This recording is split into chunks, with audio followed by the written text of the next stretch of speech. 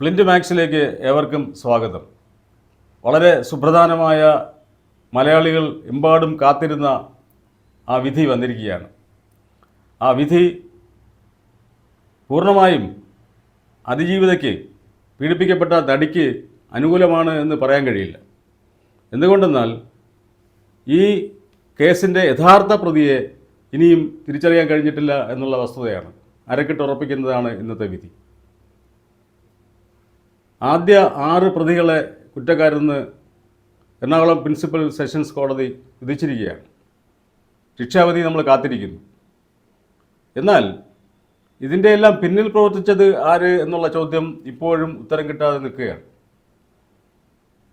നമുക്കറിയാവുന്ന കാര്യമാണ്, കേരളത്തിൽ, ഇന്ത്യയിൽ എവിടെയും ഇല്ലാത്ത തരത്തിൽ സ്ത്രീകളോട് ഏറ്റവും അനുഭാവമുള്ള ഒരു നാടാണ്. സ്ത്രീകൾക്ക് ഇത്രയധികം വില കൽപ്പിക്കുന്ന ഒരു നാട് ഇന്ത്യയിൽ വേറെയില്ല.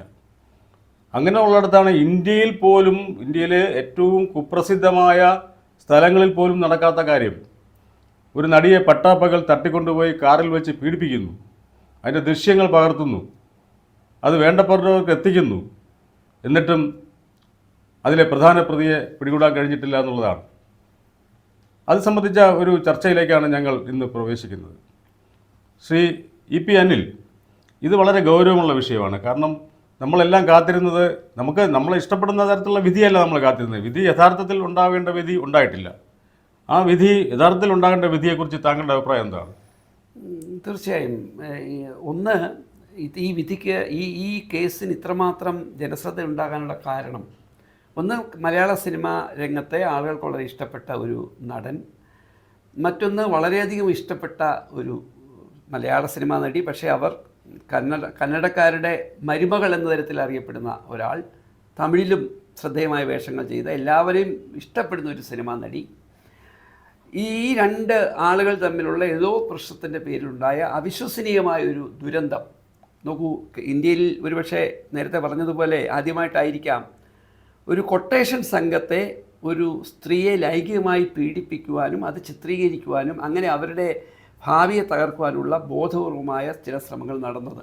ആ നിലയിൽ നമ്മുടെ നിയമസംഹിതയ്ക്ക് ഇനി എത്ര പരിമിതി ഉണ്ടെങ്കിൽ പോലും സമൂഹത്തിന് നൽകേണ്ടിയിരുന്ന ഒരു വലിയ സന്ദേശം, സ്ത്രീകളെ അപമാനിക്കാൻ ബോധപൂർവമായി ചില ആളുകളെ ചുമതലപ്പെടുത്തി അവരെ ഉപയോഗിച്ച് അപമാനിച്ചാൽ ആ അപമാനത്തിന് വിധേയമാകുന്ന സ്ത്രീക്ക് മറുപടി പറയാൻ ബാധ്യസ്ഥരായിട്ടുള്ളത് ആ ക്രിയ ചെയ്തതിനപ്പുറം ഇതിൻ്റെ പിന്നിൽ പ്രവർത്തിച്ച കാര്യങ്ങൾക്കാണ്. ഇവിടെയാണ് ഈ വിഷയത്തിൻ്റെ യഥാർത്ഥ ഹേതു, ഇല്ലെങ്കിൽ ഈ വിഷയം ഉണ്ടാക്കാൻ പ്രധാനമായി ചുക്കാൻ പിടിച്ച വ്യക്തിക്ക് എതിരായി വിധി പറയാതിരിക്കുന്നത്.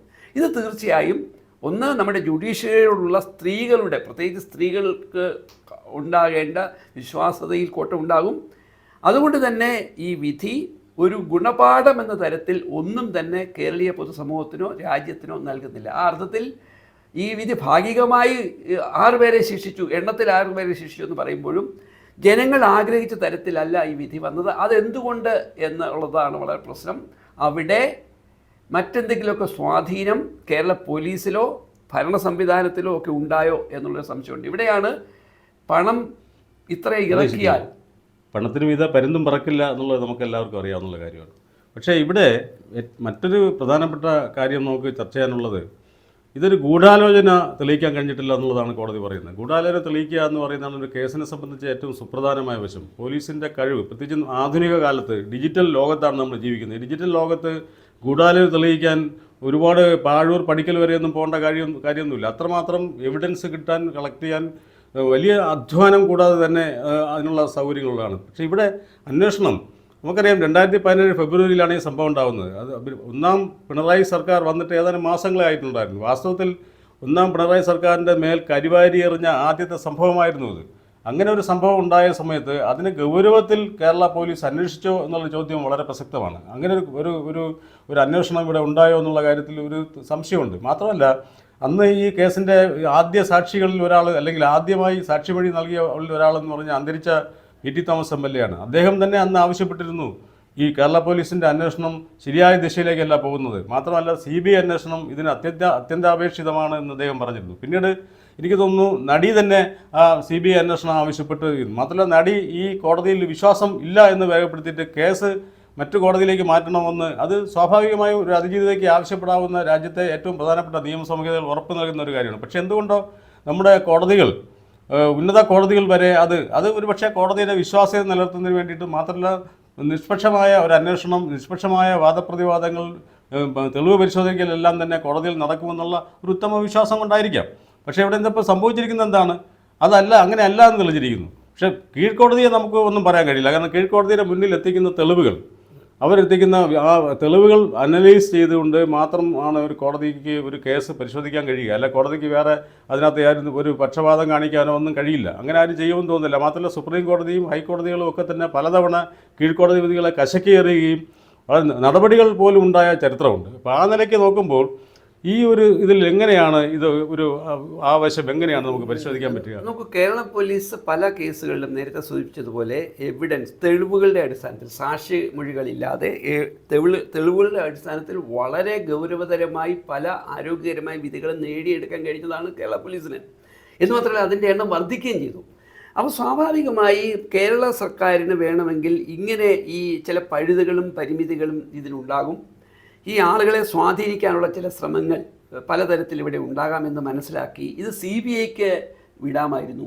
അങ്ങനെ വിടാതിരുന്നത് ഒരു പക്ഷേ നമ്മളിതിനെ പോസിറ്റീവായിട്ടാണ് കാണുന്നതെങ്കിൽ ഈ വിധിയിലൂടെ കേരള പോലീസിൻ്റെ കഴിവ് കൂടുതൽ ബോധ്യപ്പെടുത്താനുള്ള അവസരം എന്ന അർത്ഥത്തിലാകാം ഇത് ക്രൈംബ്രാഞ്ച് അന്വേഷിച്ചാൽ മതി എന്ന് പറയേണ്ടി വന്നത്. പക്ഷേ ഇപ്പം നമുക്ക് നോക്കുമ്പോൾ ഇത് CBI അന്വേഷിച്ചിരുന്നെങ്കിൽ ഇതിനേക്കാൾ മെച്ചപ്പെട്ട ഒരു വിധി ഉണ്ടാകുമെന്ന് നമുക്ക് പ്രത്യാശിക്കാം. കാരണം ഇത് ദേശീയ തലത്തിൽ ഇത് ശ്രദ്ധിക്കപ്പെടുമായിരുന്നു ഇതിനേക്കാൾ കൂടുതൽ CBI അന്വേഷിച്ചിരുന്നെങ്കിൽ. മറ്റൊരു പ്രധാനപ്പെട്ട ഒരു കാര്യം, ഈ കേസിനെ ബോധപൂർവമായി വൈകിപ്പിക്കാനുള്ള ശ്രമങ്ങൾ.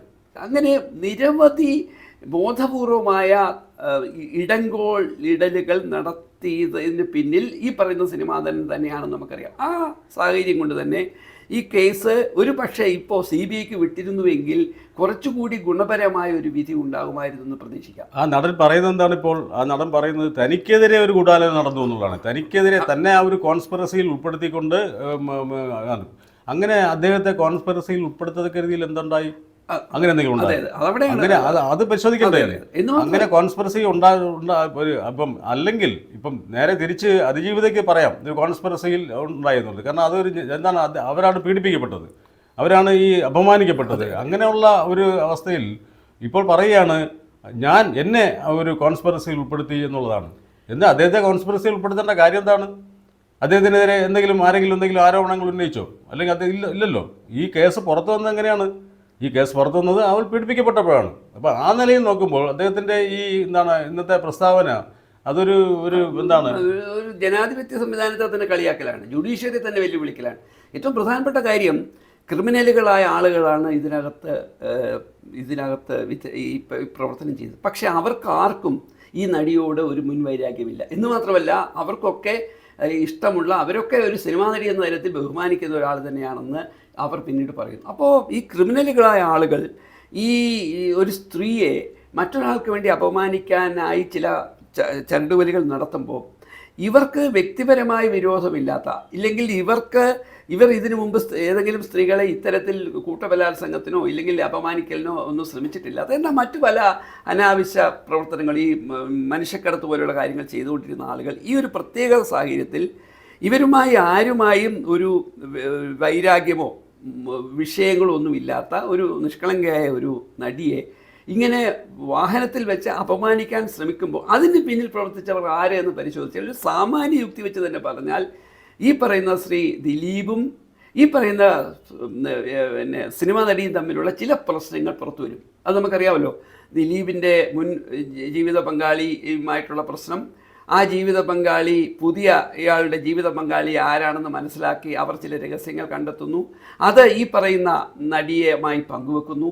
അവരുടെ ചില സാമ്പത്തിക ഇടപാടുകളെ പറ്റിയൊക്കെ ഈ നടിക്കറിയാം. അങ്ങനെ നോക്കുമ്പോൾ നമ്മൾ പുറത്തുനിന്ന് ഒരു നിയമവിദഗ്ധനല്ലാത്ത ഒരാൾക്ക് പോലും നമുക്ക് പറയാവുന്ന ഒരു കാര്യം, ഇതിൻ്റെ പിന്നിൽ മറ്റ് ചില ശക്തമായ കരങ്ങൾ പ്രവർത്തിച്ചിരുന്നു. ആ കരങ്ങൾ ചെന്നുപെടുന്നത് ഒറ്റയാളിലാണ്. അത് സിനിമാ രംഗത്തുള്ള ശ്രീ ദിലീപിൽ തന്നെയാണ്. എന്ന് മാത്രമല്ല ദിലീപിനെ സംരക്ഷിക്കാൻ സിനിമാ രംഗത്തുള്ള ഈ നമ്മൾ പറയുന്ന ഈ നക്ഷത്രങ്ങൾ ചാർത്തിയ ആളുകളൊക്കെ ചില ശ്രമങ്ങൾ നടത്തിയെന്ന് മറന്നുപോരുത്. സിനിമാ രംഗത്ത് കേരളത്തിലെ സിനിമാ രംഗത്ത് ജനങ്ങളുടെ ഇടയിൽ വലിയ സ്വാധീനമുള്ള നമ്മുടെ പ്രധാനപ്പെട്ട പല നടന്മാരും ഈ വിഷയത്തിൽ ദിലീപിനോടൊപ്പം നിൽക്കാൻ നടത്തിയ ശ്രമവും ഇതിൻ്റെ ഗൂഢാലോചനയുമായി ബന്ധപ്പെട്ട് ശക്തമായൊരു വിധി ഉണ്ടാക്കാൻ സഹായകരമാകേണ്ടതായിരുന്നു. അതും ഉണ്ടായില്ല.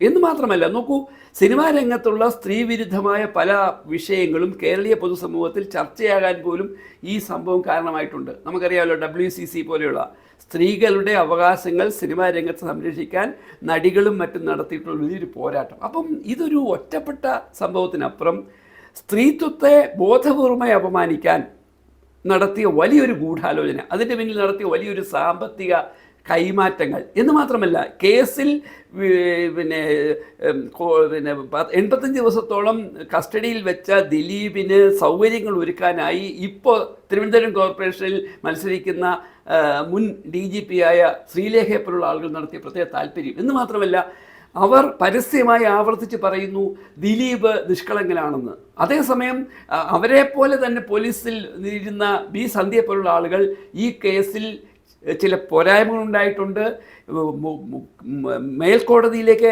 എത്രയും പെട്ടെന്ന് തന്നെ ഞങ്ങൾ പോകാൻ നിർബന്ധിതമാകും കേരള പോലീസ് എന്നുള്ള ഉറപ്പ് നാട്ടുകാർ കൊടുക്കുന്നു. അപ്പോൾ നോക്കൂ, പോലീസ് സംവിധാനത്തിൽ തന്നെ വളരെ ഉന്നതിയിലിരുന്ന ആളുകൾ തമ്മിൽ തന്നെ ഈ വിഷയത്തിൽ രണ്ട് അഭിപ്രായങ്ങൾ പറയുന്നത് എന്തുകൊണ്ടാണ്? ഇവിടെയാണ് നമ്മൾ പറയുന്നത്, കേരള പോലീസ് മൊത്തത്തിൽ കുഴപ്പക്കാരല്ലെങ്കിൽ പോലും ഇത്തരം കേസുകളിൽ വലിയ സാമ്പത്തിക സ്വാധീനവും മറ്റ് ചില ബന്ധങ്ങളും ഉപയോഗപ്പെടുത്തി അട്ടിമറിക്കാനുള്ള ശ്രമം നടന്നു എന്നതിന് തെളിവാണ് മുൻ DGP ആയ ശ്രീലേഖ, പീഡനിൽ തന്നെ ഏറ്റവും കുപ്രസിദ്ധനായി ചരിത്രം രേഖപ്പെടുത്തേണ്ടിയിരുന്ന ശ്രീ ദിലീപിനെ ന്യായീകരിക്കാൻ ശ്രമിക്കുന്നു. അപ്പുറത്ത് B സന്ധ്യ പറയുന്നു ഇത് ഹൈക്കോടതിയിലും മറ്റു കോടതികളിലേക്കും ഇത് പോകേണ്ടി വരും, അങ്ങനെ പോയാൽ തീർച്ചയായും ഇതിൻ്റെ ശിക്ഷയ്ക്ക് ഒരു മാറ്റം ഉണ്ടാകുമെന്നും ശരിയായ ഗൂഢാലോചനയുടെ പിന്നിൽ പ്രവർത്തിച്ചാൽ ശിക്ഷിക്കപ്പെടുമെന്നും പറയുന്നു. അപ്പോൾ പോലീസിൽ തന്നെ ഒരു വലിയ വിഭാഗം ആളുകൾ പ്രതിയെ രക്ഷിക്കാനുള്ള ശ്രമങ്ങൾ നടന്നു എന്ന് ആരെങ്കിലും സംശയിച്ചാൽ അതിനെ കുറ്റം പറയാൻ കഴിയാത്ത തരത്തിലാണ് B സന്ധ്യയുടെ അഭിപ്രായം. അതെ അതെ. അപ്പം നമുക്ക് ഈ കേസ് ഇപ്പം വളരെയധികം നീണ്ടു. 2017 സംഭവം ഏതാണ്ട് 8 കൊല്ലത്തിന് ശേഷമാണ് ഈ വിധി വരുന്നത്, കീഴ്ക്കോടതിയിലെ വിധി തന്നെ വരുന്നത്. ഈ എന്താണ് അതിജീവിതയ്ക്ക് അല്ലെങ്കിൽ വിക്ടിംസിന് നീതി കിട്ടുന്നില്ല കേസുകൾ വൈകുന്ന കാരണം. അതിന് പല കാരണങ്ങളുണ്ടെന്ന് നമുക്കറിയാം. കാരണം കേസ് നീട്ടിക്കൊണ്ടുപോകാനായിട്ടുള്ള പല ശ്രമങ്ങളും നടന്നത് എന്തുകൊണ്ടാണെന്നൊക്കെ നമുക്ക് എല്ലാവർക്കും അറിയാം. ഇനിയിപ്പോൾ ശിക്ഷാവിധി വരാനിരിക്കുകയാണ്. ശിക്ഷാവിധി കൂടെ വന്നു കഴിഞ്ഞാൽ പിന്നെ ഗവൺമെൻറ്റിന് അപ്പീൽ പോകാൻ കഴിയും. അപ്പീൽ പോകാൻ കഴിയുന്നതിൽ സാധാരണഗതിയിൽ 90 ദിവസത്തിനകത്ത് അപ്പീൽ പോയാൽ മതിയെങ്കിൽ തെരഞ്ഞെടുപ്പ് വരുന്ന പടിവാതിൽക്ക് എത്തി നിൽക്കുന്നതുകൊണ്ട് സ്വാഭാവികമായിട്ടും വളരെ പെട്ടെന്ന് തന്നെ അതിന് പോകാൻ സാധ്യതയുണ്ട്. എന്തായാലും ഇത് ഈ വരുന്ന തെരഞ്ഞെടുപ്പിൽ നഗരസഭാ തെരഞ്ഞെടുപ്പിലായാലും വരുന്ന തെരഞ്ഞെടുപ്പിലായാലും തന്നെ ഈ വിഷയം കത്തി നിൽക്കുമെന്നുള്ള കാര്യത്തിൽ ഞങ്ങൾക്ക് ഒരു സംശയവുമില്ല.